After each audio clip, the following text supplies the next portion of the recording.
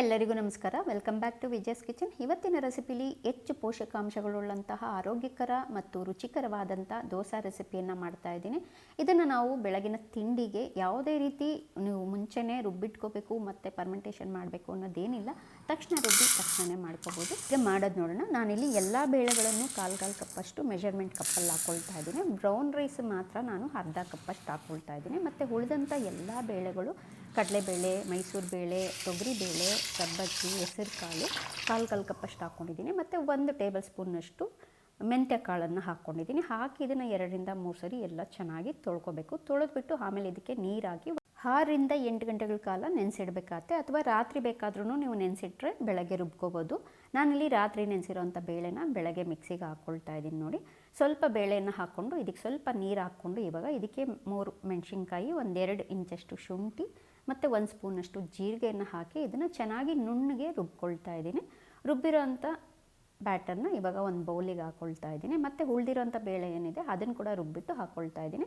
ಮತ್ತು ಮಿಕ್ಸಿ ಜಾರ್ಗೆ ಸ್ವಲ್ಪ ನೀರು ಹಾಕ್ಕೊಂಡು ಅದನ್ನು ಹಾಕ್ಕೊಳ್ತಾ ಇದ್ದೀನಿ. ನೋಡಿಕೊಂಡು ನೀರು ಹಾಕ್ಕೊಳ್ಳಿ, ತುಂಬಾ ಗಟ್ಟಿಯಾಗೂ ಇರಬಾರ್ದು. ನಾವು ಸೇಮ್ ಮಾಮೂಲಿ ದೋಸೆ ಎಲ್ಲ ಮಾಡಬೇಕಾದ್ರೆ ಬ್ಯಾಟರ್ ಯಾವ ಥರ ರುಬ್ಕೊಳ್ತೀವೋ ಅದೇ ಕನ್ಸಿಸ್ಟೆನ್ಸಿಲೇ ಇರಬೇಕಿದು.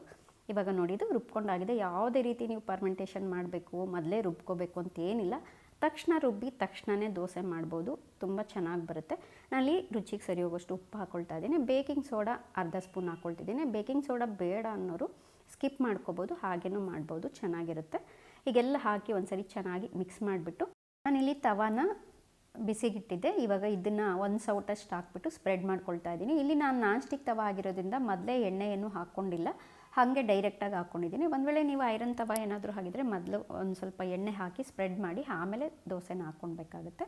ಹಾಕ್ಬಿಟ್ಟು ಚೆನ್ನಾಗಿ ಸ್ಪ್ರೆಡ್ ಮಾಡಿ. ನೋಡಿ, ದೋಸೆನ 1-2 ನಿಮಿಷ ಮೀಡಿಯಮ್ ಫ್ಲೇಮ್ನಲ್ಲಿಟ್ಟು ಬಿಟ್ಟರೆ ತುಂಬ ಚೆನ್ನಾಗಿ ಬ್ರೌನ್ ಕಲರ್ ಬರುತ್ತೆ. ಕಲರ್ ಅಂತೂ ತುಂಬಾ ಚೆನ್ನಾಗಿ ಬರುತ್ತೆ, ನೋಡೋದಕ್ಕೆ ಕೂಡ ಅಷ್ಟೇ ಚೆನ್ನಾಗಿರುತ್ತೆ ದೋಸೆ, ಟೇಸ್ಟ್ ಕೂಡ ಅಷ್ಟೇ ಚೆನ್ನಾಗಿರುತ್ತೆ. ಇನ್ನೊಂದು ಕಡೆಗೆ ತಿರುಗಿಸ್ಕೊಂಡು 10 ಸೆಕೆಂಡು ರೋಸ್ಟ್ ಮಾಡ್ಕೋಬೋದು, ಅಥವಾ ಒಂದೇ ಕಡೆನೇ ಬೇಯಿಸ್ಕೊಂಡ್ರೂ ಸಾಕಾಗುತ್ತೆ.